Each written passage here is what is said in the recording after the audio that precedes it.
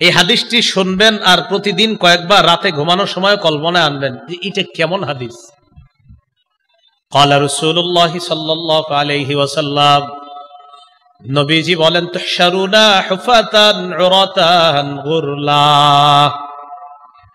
কিয়ামতের ময়দানে তোমাদেরকে উপস্থিত করা হবে, হাশরের ময়দানে তোমাদেরকে উপস্থিত করা হবে, জমা করা হবে। হুফাতা, পায়ে জুতা থাকবে না, উরাতা, দেহের মধ্যে কাপড় থাকবে না, গুরলা, খতনাবিহীন তোমাদেরকে উপস্থিত করা হবে। আম্মা জান আয়েশা সিদ্দিকা রাদিয়াল্লাহু তাআলা আনহা বলেন, কুলতু ইয়া রাসূলুল্লাহ আর-রিজালু ওয়ান-নিসা ইয়ানজুরু বা'দুহুম ইলা বা'দ। ইয়া রাসূলুল্লাহ, নারী পুরুষ সবাই তো কিয়ামতের ময়দানে দাঁড়াবে, যদি পরনে কাপড় না থাকে, উলঙ্গ থাকে, একজন আরেকজনের দিকে তাকাবে, এই ব্যাপারটা তো লজ্জাকর বিষয়। আল্লাহ নবী জবাব দিলেন, আয়েশা, আল আমরু আশাদ্দু মিন আইয়ুহিম্মাহুম যাক, ওই দিনের ব্যাপারটা এত ভয়ঙ্কর হবে, যেই ভয়ঙ্কর পরিস্থিতি মানুষের চিন্তার বাহিরে থাকবে। মানুষ চিন্তা করে যে আমরা মনে করেন আমরা চিন্তা করলাম, হুজুর কেমন দেখা যাবে উলঙ্গ থাকলে, এটা হলো আমাদের চিন্তা। নবীজি কয়, না না, তোমাদের চিন্তারও বাহিরে থাকবে এমন ভয়াবহ পরিস্থিতি হবে। এত ভয়ঙ্কর পরিস্থিতি হবে যে তোমরা তো এখন চিন্তা করতেছো একজন আরেকজনের দিকে কিভাবে তাকাবো, আরে সেদিন তো পেরেশানির কারণে পাশের জন কি উলঙ্গ আছে কিনা এটা দেখার সময় পাবা না। আমি চিন্তা করি মাঝে মাঝে যে পাশাপাশি দুইজন থাকলে একজনের পরনে কাপড় নাই, এটা কিভাবে সম্ভব না তাকানো? তাহলে পরিস্থিতি কতটা ভয়াবহ হলে আমিও তার দিকে তাকানোর সুযোগ পাবো না, নিজের পেরেশানি এতটা ভয়ঙ্কর হবে। নবীজি বলে, আয়েশা, তোমাদের চিন্তার চেয়েও আরো ভয়ঙ্কর বিষয়টা কিয়ামতের মাঠ। কি তাকাবে আরেকজনের দিকে? তাকানোরই তো সুযোগ থাকবে না। হ্যাঁ, পরে আস্তে ধীরে কাপড়ও পরানো হবে, ইব্রাহিম নবীর মাধ্যমে আবার কাপড় পরানো শুরু হবে। তো যাই হোক, কিয়ামতের ময়দানে এইভাবে উপস্থিত করা হবে। করার পর সেদিন আরেকটা ঘটনা ঘটবে কিয়ামতের ময়দানে।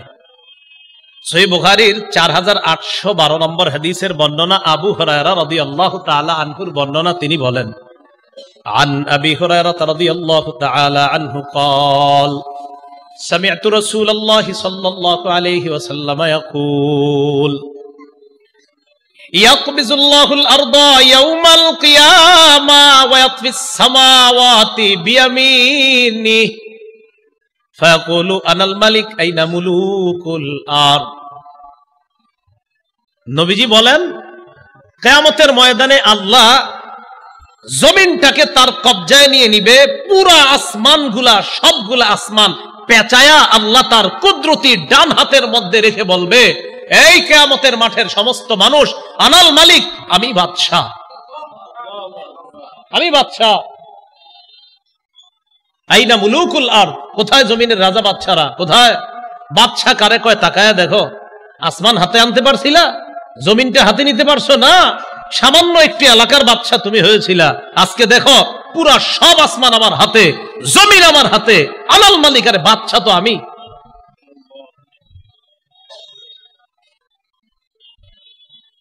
আর কি অবস্থা হবে জাহান্নামীদের কিয়ামতের মাঠে? এখনো জাহান্নামে যায় নাই, কিয়ামতের মাঠে। সহিহ বুখারীর 6532 নম্বর হাদিসের বর্ণনা, قال رسول الله صلى الله عليه وسلم يعرق الناس يوم القيامة حتى يذهب عرقهم 70 ذراعا। কিয়ামতের ময়দানে একদল মানুষের ঘাম এত পরিমাণ হবে, ঘামগুলা তাদের শরীর থেকে বরাবর 70 গজ পর্যন্ত ছড়িয়ে যাবে। ঘাম কয় গজ? কয় গজ? হ্যাঁ, 70 গজ হওয়ার পর ওয়ায়ুলজিমুহুম ইলজামা, বুখারীর বর্ণনা ইলজামা নাই, অন্য বর্ণনা ইলজামা আছে, বুখারীতে আছে ওয়ায়ুলজিমুহুম হাত্তা ইয়াবলুগা আযানাহুম। ঘাম এত পরিমাণ হবে, এই ঘাম মানে পায়ের নিচে পড়ে থাকবে এমন না, ঘাম এত পরিমাণ উঁচা হবে, এই ঘামের মধ্যে তাদের চেহারাটা ডুববে। শুধু তাই না, চেহারা ডুববে একবার, কান পর্যন্ত ঘাম চলে যাবে, একবার চেহারা ঘামের নিচে যাবে, আবার ঘামের উপর উঠবে। এইভাবে কিয়ামতের মাঠটা কায়েম হবে। ভয়াবহ পরিস্থিতি কি পরিমাণ হবে, নবীজি কয়, তোমরা যদি জানতা তাহলে তোমরা কি করতা জানো? আরামায়ের ছাইরা মাঝে মাঝে জঙ্গলে গিয়ে আল্লাহর কাছে আশ্রয় চাইতা, যদি কিয়ামতের ভয়াবহতা তোমরা জানতা। তিরমিজি শরীফের 2312 নম্বর হাদিসের বর্ণনা। এই হাদিসের মধ্যে আসছে রাসূলুল্লাহ সাল্লাল্লাহু আলাইহি সাল্লাম বলেন,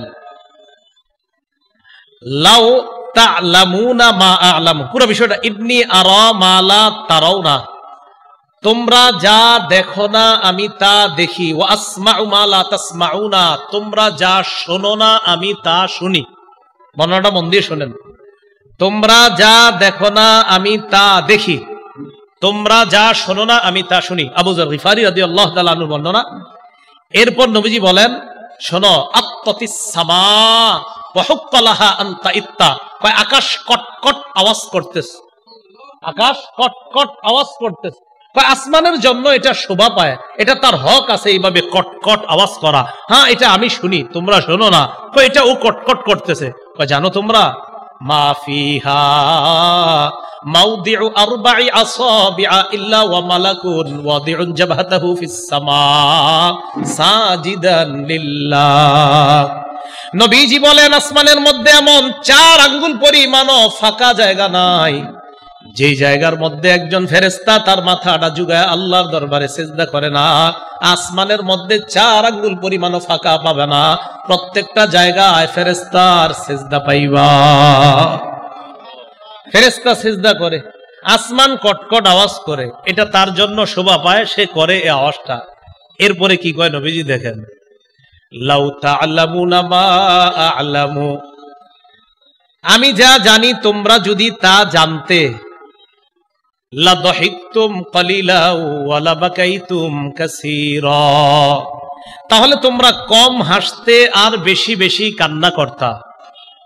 এরপর আল্লাহ নবী বলেন, ওয়া তালাদ্দাতুম বিন-নিসাই আলা ফুরুশিকুন্না ওয়া লা খুরুজতুম ইলা সুউদাতি তাজআরুনা ইলাল্লাহ, আমি যা জানি তোমরা যদি তা জানতে, তোমরা তোমাদের আরাম আয়েশের বিছানাগুলা ছেড়ে বিবিদেরকে মাঝে মাঝে রাইখা জঙ্গলের মধ্যে চইলা যাইতা আল্লাহর কাছে আশ্রয় নেওয়ার জন্য। আর তোমরা বলতা, লাওয়াদিত্তু আন আকুনা শাজারাতান তু'দাদু, মনে মনে বলতা, হায় আমি যদি গাছ হয়ে যেতাম যে গাছটা কেটে ফেলা হতো, আমি যদি গাছ হয়ে যেতাম যে গাছটা কেটে ফেলা হতো। তাহলে চিন্তা করেন পেরেশানি কি পরিমাণ। নবীজি কয়, তোমরা যদি জানতা আমি যা জানি, মাঝে মাঝে জঙ্গলে গিয়ে কি বলতা জানো, হায় আল্লাহ তোমার আশ্রয় চাই, তোমার কাছে বানা চাই, আমি যদি গাছ হয়ে যেতাম যে গাছটাকে কেটে ফেলে এটাকে লাকড়ি বানায়া মানুষ জ্বালায় ফেলতো, বা শেষ হয়ে যেত, আমার আর কোনো হিসাব নিকাশ করার প্রয়োজন হইতো না। মাঝে মাঝে এরকম আফসোস হইতো, এরকম তোমরা করতা যদি তোমরা জানতা আমি যা জানি, এটা যদি তোমরা জানতা। কিয়ামতের ভয়াবহতা থেকে আল্লাহ হেফাজত করে আমাদেরকে যেন আরশের ছায়াতলে আল্লাহ মায়া করে জায়গা করে দেয়।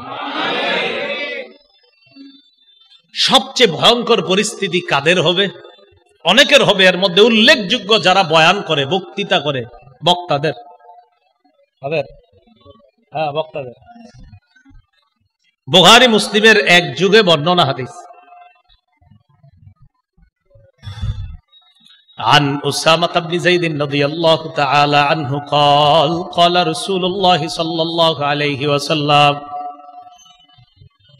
উসামা রাদিয়াল্লাহু তাআলা আনহুর বর্ণনা, আল্লাহ নবী সাল্লাল্লাহু আলাইহি ওয়াসাল্লাম বলেন, ইউজাউ বির রাজুলি ইয়াউমাল কিয়ামা ফায়ুলকা ফিন-নার, এক ব্যক্তিকে কিয়ামতের ময়দানে আনা হবে, আনার পর তাকে জাহান্নামের মধ্যে নিক্ষেপ করা হবে।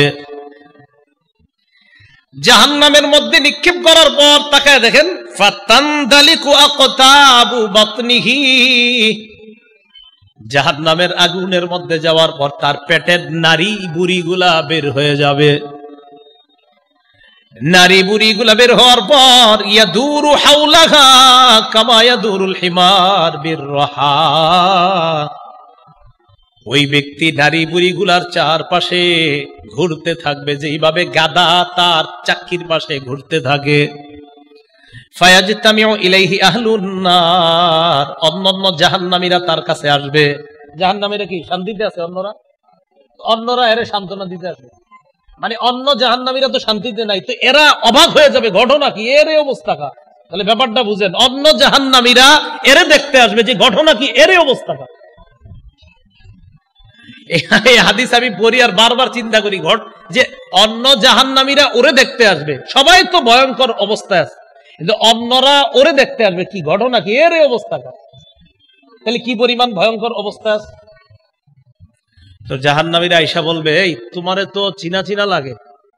ওই জাহান্নামীরা বলবে, আলাম তাকুন তা'মুরুনা বিল মা'রুফ ওয়া তানহানা আনিল মুনকার, তুমি কি ওই ব্যক্তি না যেই ব্যক্তি আমাদেরকে সৎ কাজের আদেশ করতা, অসৎ কাজের নিষেধ করতা? তুমি কি ওই ব্যক্তি না? তোমারে আমরা কত ভাবে দাওয়াত দিয়ে আনতাম, তোমারে আমরা 7 দিন 10 দিন 20 দিন আমরা মাইকিং করতাম, তারপর তোমারে আনতাম, তুমি সে না?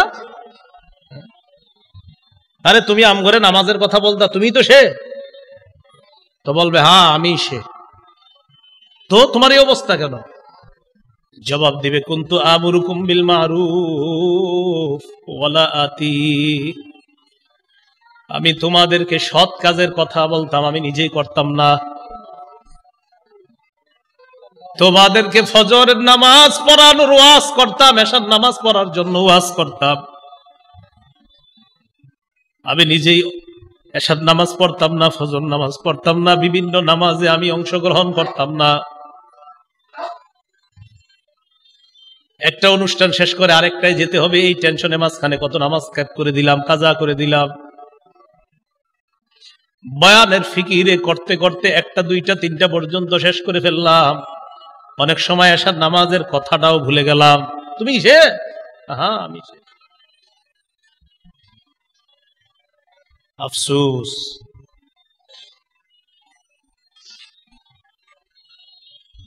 ওয়ানহাকুম আনিল মুনকার, আমি তোমাদেরকে অসৎ কাজ থেকে নিষেধ করতাম। ওয়াতি, আমি নিজেই অসৎ কাজ করতাম। আমি তোমাদেরকে বলতাম অশ্লীল সিনেমা দেখবা না, অশ্লীল কোন কিছু করবা না, আমি নিজেই অশ্লীল কাম করতাম। তো এই কারণে আমার এই পরিস্থিতি। আল্লাহ হেফাজত করেন।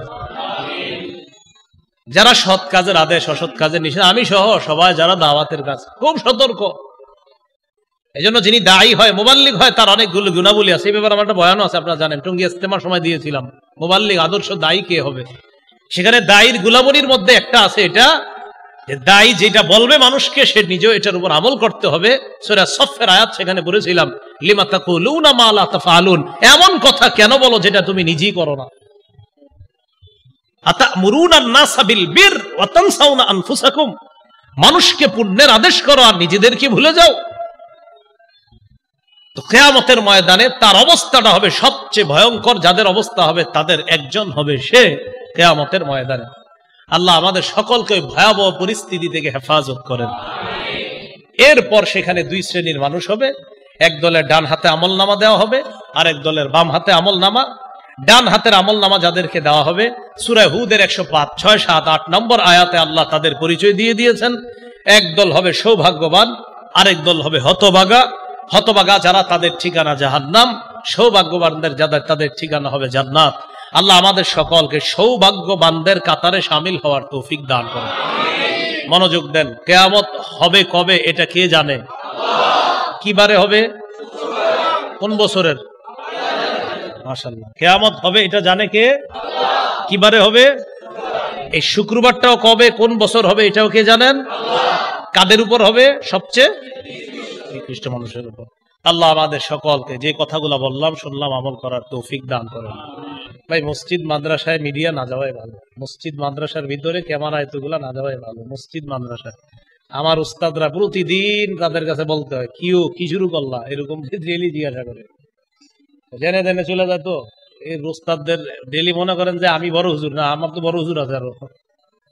এই উস্তাদদের কাছে ডেলি বলতে হয়। এই জন্য মসজিদ মাদ্রাসা গুলাতে মিডিয়া না কম আসাই ভালো। তো যাই হোক, আজকে আইসা গেছেন, ঠিক আছে, এইভাবে মাদ্রাসা গুলাতে না যাওয়া ভালো। আজকে কিন্তু আবার কোথাও দৌড় দিয়ে না, ব্যাস আসছেন বাসায় চলে যান, ঠিক আছে। আল্লাহ আমাদের সকলকে যা শুনলাম বললাম আমল করার তৌফিক দান করেন। এই মাদ্রাসার প্রতি সবাই খেয়াল রাখবো, দোয়া করব, মাদ্রাসাটা যেন আল্লাহ কবুল করেন।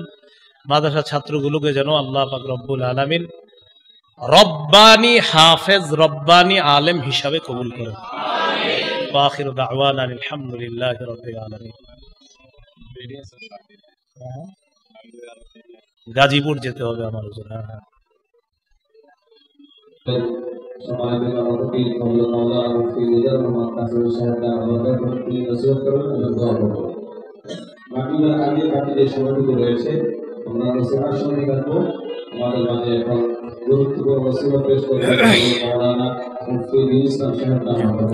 আমরা বসি, সবাই বসি, হযরত আলোচনা করবে, বসি আমরা। এক ভাই জেনারেল লাইনের, উনি মাদ্রাসায় লাইনেও কিছু পড়তে চায়।